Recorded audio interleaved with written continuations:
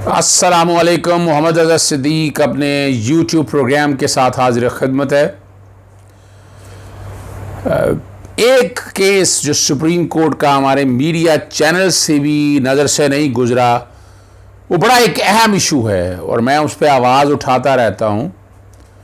Pakistan peoples party बड़ा credit लेती है 18वीं तरमीम का, और उसमें सबसे अहम जो इशू है वो नेशनल फाइनेंस कमीशन है। जो पैसा डिस्ट्रीब्यूट होता है, सर्टेन परसेंटेज है, उस पर फिर किसी दिन प्रोग्राम करेंगे कितनी परसेंटेज है, वो सूबों में डिवाइड होती है और वो सूबे ने पूरे सूबे में इस्तेमाल करना होता है, लगाना होता है, और उसके लिए प्रोविंशियल फाइनेंस कमीशन बनना ये आईनी जिम्मेदारी है। कमाल की बात है, नेशनल फाइनेंस कमीशन तो है लेकिन प्रोविंशियल फाइनेंस कमीशन आया नहीं, जिसने आकर तमाम सूबों के अंदर डिस्ट्रीब्यूशन करनी है पैसों की। राजा मुनव्वर साहब लाहौर से ताल्लुक है उनका, उन्होंने एक आईनी दरखास्त देकर जो सुप्रीम कोर्ट में फाइल की वो ये 184(3) के तहत थी, और वो आइन के आर्टिकल 140 से 156 और 160 के निफाज के हवाले से अगर लफ्ज ये कहूं कि उन्होंने लफ्ज इनडायरेक्टली तरीके से तख्ते लाहौर का लफ्ज इस्तेमाल किया है। मिसाल के तौर पर नेशनल फाइनेंस कमीशन से जो पैसा आता है और वो लाहौर में ही खर्च हो जाता है। मैं भी लाहौर में रहता हूं, मुझे भी अच्छा लगता है, यानी मेट्रो बन गई यहां पर, रिंग रोड बन गई यहां पर, और ज्यादा से ज्यादा पैसा यही खर्च होता है। और जो सूबे बाकी हैं, दूर दराज के इलाके हैं, कोई मैकेनिज्म वाजे नहीं है किस तरह खर्च होना है। जनूबी पंजाब के अंदर अगर बात कर जाए, हम सेक्रेटरीट बना के बात कर रहे हैं, असल में आईनी तौर पर हमने क्या ये काम किए। ये मामला जब सुप्रीम कोर्ट के सामने जब फाइल की तो इस पे एतराज लगा कि 184(3) कॉम्पिटेंट नहीं है, ऑल्टरनेट रेमेडी है, आप आ जाएं या हाई कोर्ट में आए।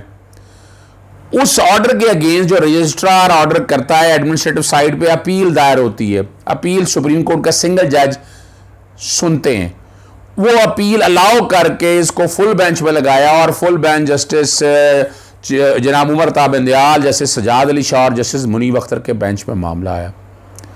राजा मुनव्वर साहब ने जब अपने आर्गूमेंट ओपन करते हुए ये चीज सामने रखी तो ना जस्टिस उमर ताब इंदयाल ने बड़े दिलचस्पी का इजहार किया। उन्होंने कहा बड़ा ये अहम इशू है, और डिस्ट्रीब्यूशन के पैसों के हवाले से जैसे यहाँ जिक्र किया कि मेट्रो ऑरेंज मेट्रो सारे लाहौर में बन जाते हैं, बाकी जगहों पर ये सारे काम नहीं होते, तो ये इक्वल डिस्ट्रीब्यूशन नहीं है। रीजनल तौर पर आप क्या कर रहे हैं वो नहीं है।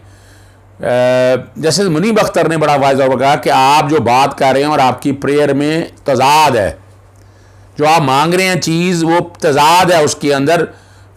और जस्टिस उमर ताब इंदयाल साहब ने कहा कि हम आपको इजाज़त देते हैं कि आप अपनी दरख्वास्त की तरमीम करें और दोबारा दायर करें, हम दोबारा सुलह लगाएंगे और दोबारा आपकी बात सुनेंगे।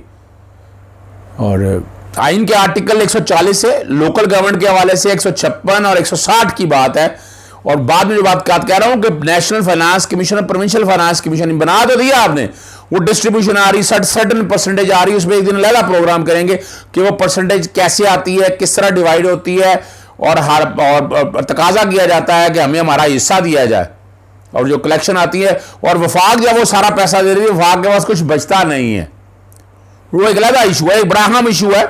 मैं कोशिश करूंगा कि इसकी राजा मुनव्वर साहब से मुलाकात हो, इस पिटीशन की कॉपी लूं और इसमें हम भी फरीक बने, और कोशिश कर रहे हैं इसी लेवल के ऊपर इस इशू को उठाया जाए ताकि फंड्स की इक्वल डिस्ट्रीब्यूशन हो जाए। लोकल गवर्नमेंट के हवाले से भी बात है ना, पैसा आना है, ये असल में नवाज शरीफ और शहबाज शरीफ खानदान या जरदारी इन सब का है कि ये उनके हाथों में पैसा रहे, वो सिर्फ वही अपनी मर्जी से इस्तेमाल करें।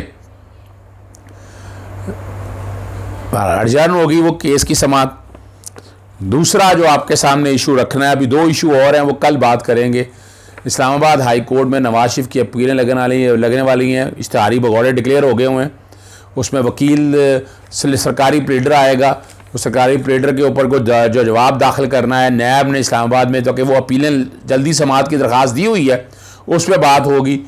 बाकी दूसरे ने पूछा था कि इस्लामाबाद हाईकोर्ट के रजिस्ट्रार को कंटेम्प्ट का नोटिस क्यों हुआ, उस पर ज़रा लंबी बात है। मेरे हाल वो चूँकि बात और आज के जो इशू और हैं वो सारे कोर्ट के इशू हो जाएंगे, तो मैं चाहूँगा कि पहले उन पे बात कर ली जाए। सबसे पहले तो आपको बता चले, आसन इकबाल उर्फ अरस्तु, व्हाट्सएप पे उन्होंने एक PDM का इंटरनल ग्रुप बनाया, और इंटरनल ग्रुप के अंदर उन्होंने नाम निकाल दिए, शीर रहमान का, राजा परवेज अशरफ का, कमर जमान कारा का, मियाँ इफ्तिखार, ये 5 लोगों के नाम निकाल दिए। कमर जमान कारा ने बड़ा वाज़ेह तौर पर कहा, इल्ज़ाम लगाया है, एक्यूज किया है PMLN लंदन का नाम लेकर के ये लोग हैं, ये बिके हुए हैं, ये मिले हुए हैं, ये बताएं अगर वजूद जुबैर की मुलाकातें, जो भी आप कहना चाहें वो आए।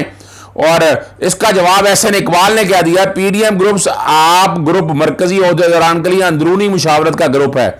जब ANP बकायदा तौर पर PDM छोड़गी और PP उसके ओहदों से मुस्ताफ होगी तो बाकी मेंबरान की मुशावरत ग्रुप की गुफ्तगू और इतलात की राजदारी के लिए ज़रूरी था, राजदारी के लिए ज़रूरी था कि अब तक रसाई सिर्फ हाजिर मेंबरान तक महदूद की जाए। और मौलाना फजलुर रहमान बड़ी धमकियां दी उन्होंने बिलावल को, बचगाना और अपना छोटी छोटी हरकतें, और इस पर बड़ा बुरा बनाया गया पाकिस्तान पीपल्स पार्टी। बिलावल अपना कमर ज़मान कारा ने कहा अल्फाज वापस लें, मौलाना उससे यानी ये अपने लीडर के हवाले से बात आ गई, लेकिन जो लफ्ज़ उन्होंने इस्तेमाल किए, पाकिस्तान डूब रहा है, खाकम बादान डूब रहे हैं ऐसे लोगों को, ये बिल्कुल जावेद लतीफ का बयान है, इसमें कोई बयान नहीं आया इनका पीपल्स पार्टी की तरफ से कि मौलाना फजलुर रहमान ने ये लफ्ज़ क्या कहे हैं।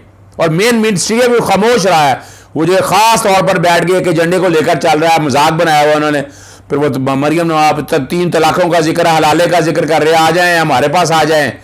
पहले आपको पता मरियम ने तलाक दी, फिर बाकी लीडर आ गए, वहाँ फजलुर रहमान भी आ गए आपके सामने। है 2 मेन पार्टियां जो हैं वो यहाँ से निकल चुकी, और मैं कह चुका हूँ कि ये इनका हालात नहीं आ रहे आगे चलने वाले, बहुत मुश्किल है। PDM क्या चलेगी, चीचू का मुरब्बा क्या चलेगा, ये जिनके अपने जाती मम्मी बचाओ डैडी बचाओ मुहिम और उसके अलावा है क्या।